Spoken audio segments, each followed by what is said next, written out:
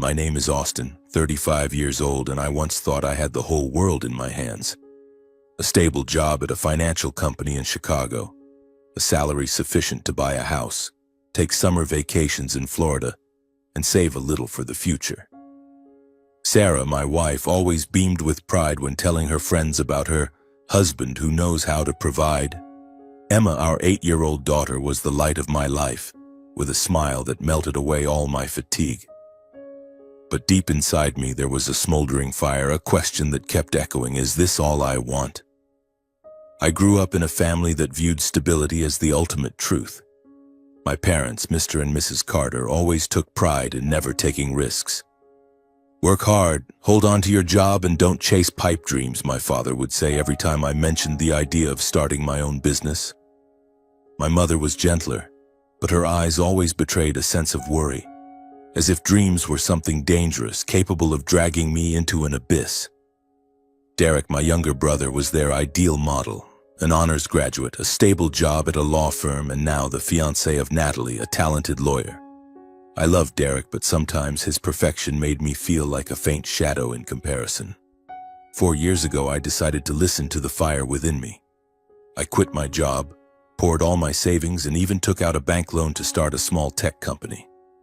My idea was an app to connect small businesses with local customers. Simple but full of potential, or so I believed. Sarah supported me, though she was anxious.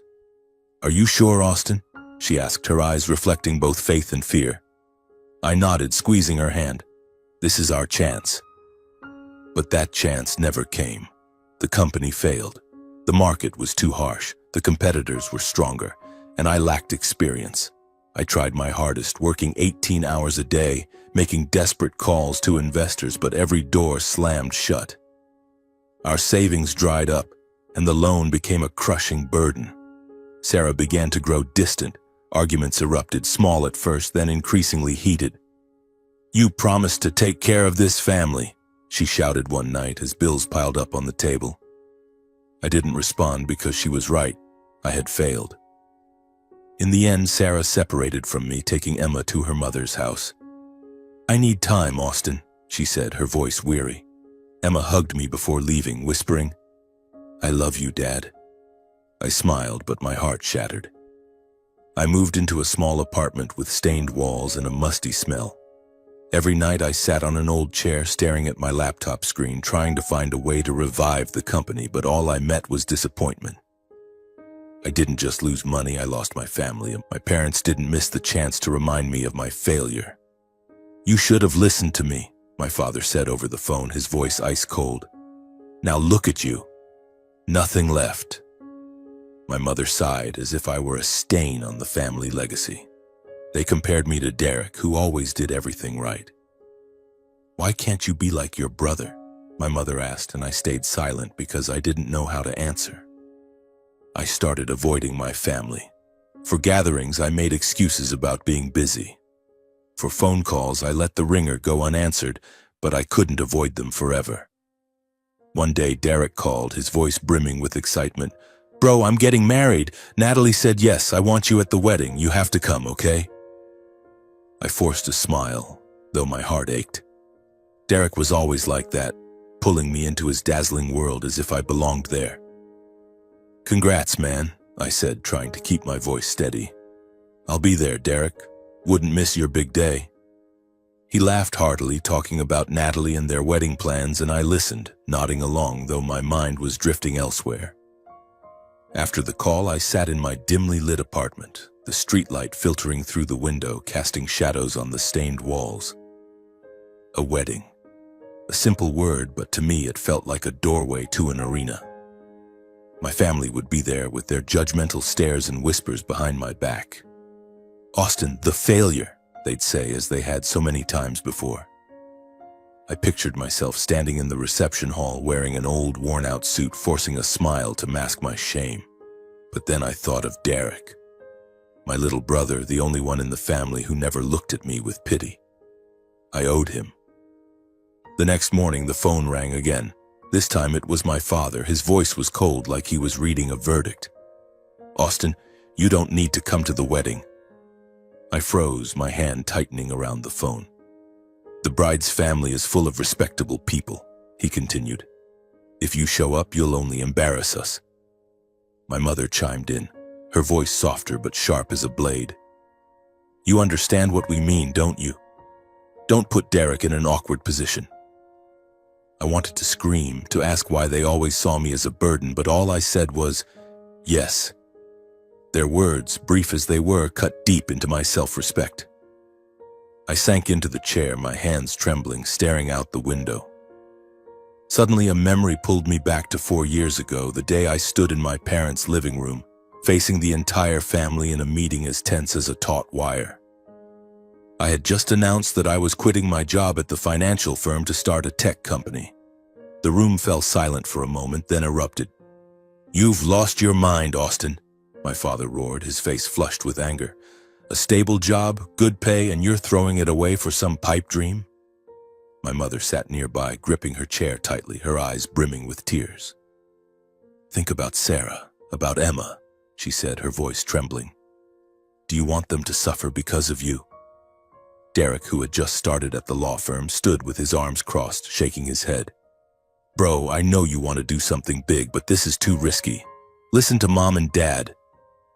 His tone was gentle, but his eyes, the pity in them, hurt more than my father's reprimands. I stood there, my heart pounding, trying to keep my voice calm. I believe in this idea, I said. I don't want to live my whole life just playing it safe. My father cut me off, pointing at me. Safety is what keeps this family standing.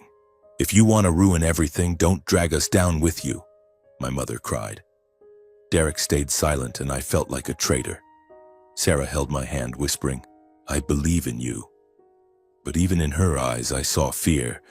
The room felt suffocating, like it was choking me. I left, carrying my father's warning. You'll regret this. And when the company failed, his words became a curse, weighing on me every night. Those painful memories made me want to give up. If I didn't go, I could avoid the stares, the snide remarks. But not going would mean missing the chance to prove I was still part of the family, even if they didn't want to acknowledge it. And Emma, my daughter, would be there. Sarah had agreed to let Emma come with me. I pictured her smile, the way she'd grab my hand and call out, Daddy, in the crowd. I couldn't let Emma see her father running away. I stood up, opened the closet, and pulled out my suit. It was old, but it still fit. I smoothed out the wrinkles, looking at myself in the mirror. My face was gaunt, my eyes tired, but I told myself I'm going. For Derek, for Emma, and for me. I didn't know what the wedding would bring, but I knew I couldn't keep living like a ghost. I took a deep breath, stepped out of the apartment carrying a fragile sliver of hope that maybe, just maybe, I could find my place again. On the day of the wedding, I stood in front of the mirror, adjusting my tie for the 10th time. The old suit had worn shoulders, but I'd done my best to polish my shoes to look more presentable. Emma stood beside me, twirling in her pink dress, beaming with a radiant smile. Dad, you look so handsome, she said, and I leaned down to kiss her forehead, my heart feeling a little lighter. Emma was the reason I was here, the light in my darkest days. You're the prettiest one, I replied, taking her hand as we stepped out of the apartment. The wedding venue on the outskirts of Chicago was more glamorous than I'd imagined. Chandeliers sparkled, fresh flowers lined the walkways, and soft music floated from a live orchestra. I felt out of place from the moment I stepped inside. The guests, dressed in elegant suits and evening gowns, chatted animatedly while I just wanted to shrink away. I led Emma to a table at the back of the hall near the exit where we'd draw less attention. Dad, why aren't we sitting closer to Uncle Derek? Emma asked, her eyes sparkling with curiosity. It's more comfortable here for us, I said, forcing a smile. In truth, I just wanted to avoid my parents' gazes and those of anyone who knew the story of Austin the failure. I sat down, pulling out a chair for Emma.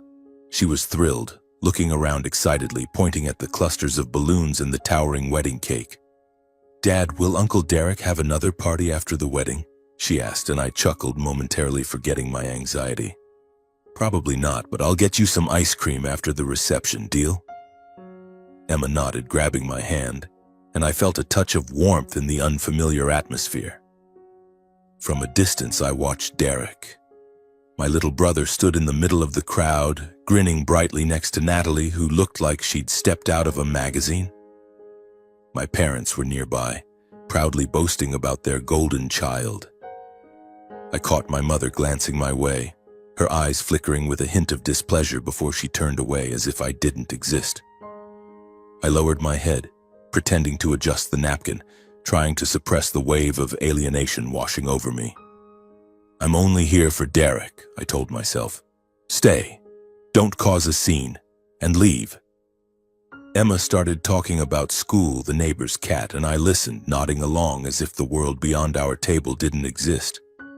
But every loud laugh from the crowd, every fleeting glance in my direction made me shrink further. I didn't belong here, no longer the Austin Pierce of old, the one who confidently shook hands with business partners and told jokes at parties. I was just a failure, trying not to break anything else. The wedding went smoothly, at least for me, until Derek stepped onto the stage and picked up the microphone. He looked radiant in his tuxedo, his confident smile as bright as ever. "Thank you all for coming," Derek began, his voice resonating through the hall. The guests clapped and I joined in, though my hands trembled slightly. I just wanted this speech to end quickly so Emma and I could slip away unnoticed. But then Derek looked directly at me. "There's someone special I'd like to invite up here," he said, and my heart clenched. "My brother, Austin Carter." The hall erupted in applause, but I wished the floor would swallow me whole. Emma, sitting beside me, her eyes lighting up, tugged at my hand. "Dad, Uncle Derek's calling you." I took a deep breath, looking at her. "Do you want to come up with me?"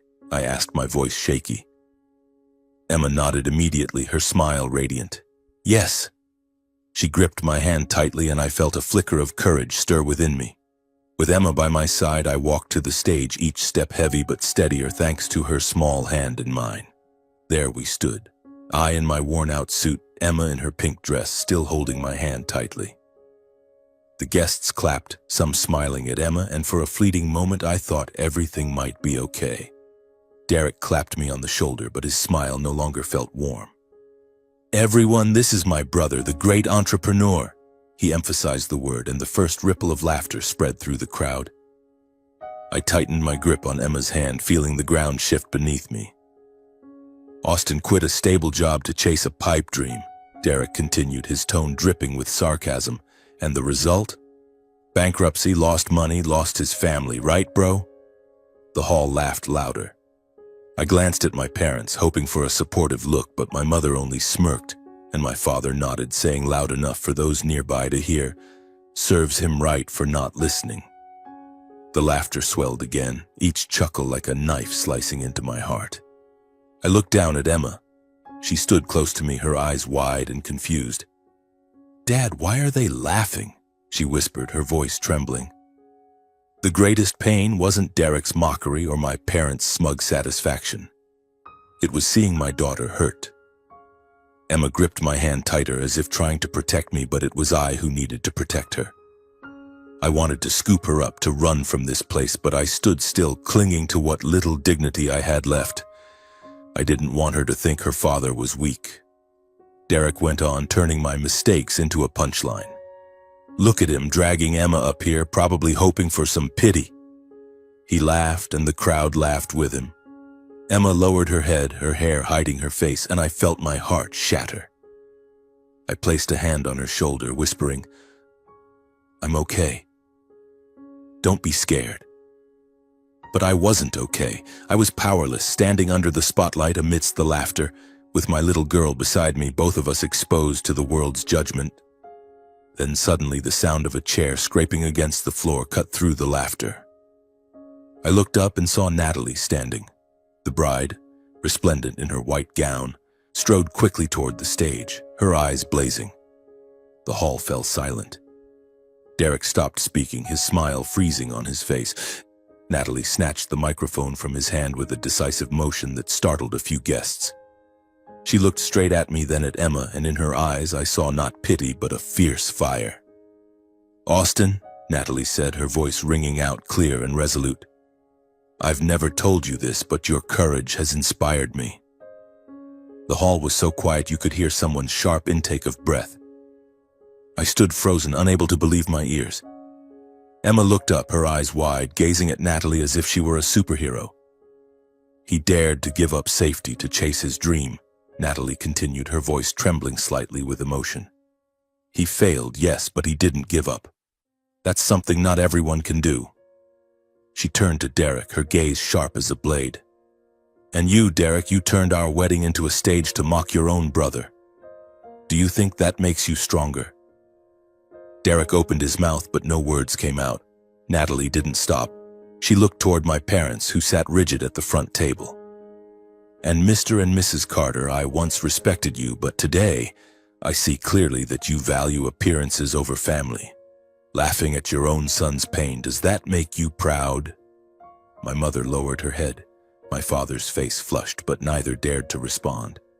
Natalie turned back to me, her voice softening. "Austin, you're not a failure. You're someone who dared to live true to himself. And Emma," she knelt down, smiling at my daughter, "you have an incredible father." Emma smiled, though her eyes were still wet, and I felt a wave of warmth seep into my cold heart. Natalie set the microphone down, her gaze sweeping the hall. "I can't go forward with a family that disrespects its own," she said, her voice unwavering. Then she stepped down, her white dress billowing, leaving the stage and a stunned Derek behind. The hall enveloped in a deathly silence. I watched her go, my heart flooded with a mix of emotions, gratitude, shame, and a glimmer of hope. For the first time in a long while, I felt I wasn't alone. Natalie left the stage, her figure in the white gown disappearing through the doors of the hall.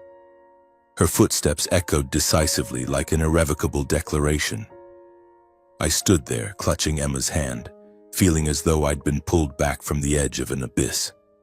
My daughter looked up at me, her eyes sparkling, and whispered, "Aunt Natalie was right, Dad. You're amazing." I smiled, though my throat tightened. Emma's words were a flame warming my heart amidst the storm. The hall sank into an awkward silence. The laughter from moments ago had died, replaced by averted gazes and hands nervously fidgeting with napkins. Derek stood frozen on the stage, the microphone hanging limply in his hand, his confident smile gone. He stared after Natalie, his face pale, then suddenly bolted down, chasing after her. "Natalie, wait!" his voice rang out, lost in the deathly quiet. I saw Natalie pause at the threshold, turning back. Derek reached for her arm, his voice pleading. "Babe, I'm sorry, I was just joking." But Natalie yanked her arm away, her eyes icy. "Joking? You humiliated your own brother in front of everyone, Derek. That's not a joke, it's cruelty." She stepped back, her white dress billowing. "I can't marry someone like you." Then she turned and walked away, leaving Derek standing there, his hands falling to his sides like a shattered statue. The hall remained silent. My parents sat at the front table, their faces flushed. My mother bowed her head, her hands gripping the tablecloth, while my father stared straight ahead, but the smugness in his eyes was gone. The guests around them whispered, some shaking their heads. Why would he do that to his brother? What kind of wedding is this? I caught fragments of their murmurs. No one laughed anymore. No one dared meet my eyes. I took Emma's hand and led her off the stage. With each step, I felt the guests' eyes following us, but this time it wasn't mockery. Some nodded at me, a subtle gesture as if seeing me in a new light. In that moment, I was no longer the failure. I was Austin, the man who stood tall, even when the world turned its back on him. As we reached the exit, an older woman, likely a friend of Natalie's, stopped me. "You're a strong man," she said, her voice sincere. "Don't let them make you think otherwise." I smiled, thanking her. But in my heart, I knew the most important thing was Emma.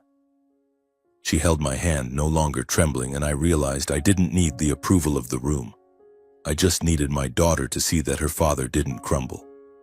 The doors of the reception hall closed behind us, but their echo seemed to follow me and Emma all the way to the car. She was quiet, unlike her earlier chatter, but her small hand still clung tightly to mine. "Dad," "Will Aunt Natalie be okay?" Emma asked, her voice tinged with worry. I stopped, knelt down, and looked into her eyes. "She's strong, Emma, and I believe good things will come to her." Emma smiled, wrapping her arms around me, and I felt a piece of my heart mend. The next day, Chicago buzzed with news of the canceled wedding. Derek posted a status on social media trying to justify it as an unintentional joke, but no one bought it. The comments piled up, condemning him as heartless. A secretly recorded video of Natalie's speech spread like wildfire, racking up thousands of views. In it, her voice rang out steadfastly, defending me and Emma, condemning Derek and my parents. The internet rallied behind her, sharing my story, the man who dared to dream big even if he failed. I read the comments, my heart a mix of embarrassment and gratitude. For the first time, I wasn't just the failure. A few days later, my parents called, their voices full of blame. "You ruined your brother's wedding," my father said, as if I were the one who'd grabbed the microphone to mock someone. "Why didn't you just stay quiet and take it?" my mother added, her tone bitter. I took a deep breath, refusing to let their words drag me down for the first time. "I'm done being the family's punching bag," I said, my voice calm but firm. "If you can't respect me, don't call again." I hung up, my heart pounding, but not with fear. I felt free. One morning, I received a short email from Natalie. "Austin, you're an inspiration. Don't give up. Emma needs you, and the world needs people like you." I read it over and over, tears silently falling. Natalie hadn't just saved me from humiliation that night. She'd shown me my own worth. I replied, thanking her and promising not to give up. Though she and Derek had parted ways, I knew Natalie would find the happiness her strong heart deserved. Natalie's video didn't just change how people saw me. It breathed life into my small tech company. In the days following the wedding, my phone started ringing. An investor from Chicago reached out, saying they were impressed by my story. "We need people with your spirit," he said. I could hardly believe it. Then 2 more investors called. They didn't just see potential in my app, they saw value in my perseverance. I poured everything into restarting the project. Sleepless nights, tense meetings, but this time I wasn't alone. My small team, the ones who'd stayed even when I couldn't pay them, now worked with renewed passion. "Boss, we're going to make it," one employee said, and I nodded, believing for the first time that it could happen. 6 months later, we launched a new version of the app, connecting small businesses with local customers more effectively than ever. Revenue started to climb, slowly but steadily. A feature in the Chicago Tribune called me the entrepreneur who overcame adversity. I read it and laughed, not out of pride, but because I never thought I'd be seen that way. This small success brought Emma closer to me. Sarah, though still keeping her distance, agreed to let me have Emma more weekends. I fixed up the apartment, buying a small bed for her. In the evenings, we ate pizza, watched cartoons, and I told her about the company. "Dad, you make an app to help people, right?" she asked, and I nodded, my heart warming. Emma was my greatest motivation, and I wanted her to be proud of her father. As for my parents, after that fateful wedding night, their lives became strained under the scrutiny of those around them. The Carters, once proud of their flawless family image, became the talk of Chicago. Old friends, neighbors, even distant relatives whispered about that shameful night. Sarah told me my mother stopped hosting her usual weekend gatherings. She shut herself in the house, avoiding prying eyes. My father, for whom appearances were everything, grew more irritable. He spoke little, muttering about the ruined wedding whenever someone mentioned Derek. Derek took the hardest hit. After his failed attempt to justify himself online, he deleted his social media accounts, but the stain wasn't easily erased. Natalie's video spread everywhere, shattering the golden boy image Derek had cultivated. Colleagues at his law firm began to distance themselves, some bluntly calling him lacking character. Major clients pulled contracts, and Derek was demoted, a heavy blow for someone who'd always basked in the spotlight. I heard he tried reaching out to Natalie, sending dozens of apologetic messages, but she didn't respond. Natalie moved to New York, starting a new life, And Derek, for the first time, had to face the consequences of his actions. I didn't see them, didn't call, didn't visit. Not out of anger, but because I needed to protect Emma and myself. But sometimes, sitting alone in my apartment, I thought of Derek. He was once my little brother, the one I taught to tie a tie, the one I played basketball with in the backyard. I didn't want him to suffer, but I knew he could only grow by facing his mistakes. As for my parents, I hoped one day they'd realize family is more precious than pride, but I didn't hold my breath. I'd learned to live without their approval. Their lives were hard, but not because of me, because of their own choices. They'd built a world on comparison and judgment, and when that world collapsed, they didn't know what to do. I didn't take joy in it, but I no longer saw myself as the loser. I had Emma, my company, and myself. Enough to keep moving forward. One morning, Emma and I sat eating breakfast in the small apartment. She took a bite of toast, her eyes lighting up as she talked about a drawing assignment at school. "I drew you, Dad, standing on a mountain because you're strong," she said. And I laughed, but my heart swelled with warmth. "I'm proud because you didn't give up," she added, and I had to turn away, pretending to wipe my hands to hide a tear. In that moment, I realized my worth wasn't in my family's approval, but in Emma's love and what I'd overcome. My story isn't one of dazzling triumph. I didn't become a millionaire or build a tech empire, but I learned that courage is daring to chase a dream, whether it leads to failure or success. I fell, lost everything, but I got back up, not because I'm stronger than others, but because I couldn't let Emma see her father stay down. Natalie taught me that self-respect doesn't need validation from others, and Emma taught me that love is the most powerful motivator. Family, I realized, isn't about perfection or boasting. It's about respect, about standing up for each other as Natalie did. My family chose pride, and they lost what they tried so hard to keep. I chose the harder path, but I found freedom. Every day I work, care for Emma, and live true to myself. That's my victory. I left that wedding night with my dignity, a new chance for my career, and the belief that I don't need anyone to define me except myself and those who love me. Emma sat beside me, smiling brightly, and I knew that as long as I had her, I had the whole world.